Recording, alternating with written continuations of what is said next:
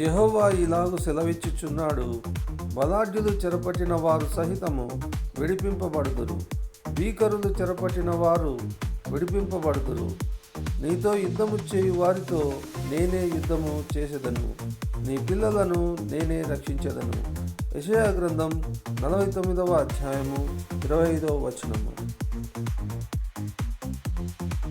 ప్రియమైన వారలారా, బలాఢ్యులను భీకరులను నైయుండి మిమ్మలను చెరపట్టిన వారి నుండి నేను మిమ్మలను విడిపించుచున్నాననియు, మీ పిల్లలను కాపాడి రక్షించువాడను నేనే అని ప్రభువు ఈ ఉదయకాలమందు మనతో సెలవిచ్చుచున్నాడు.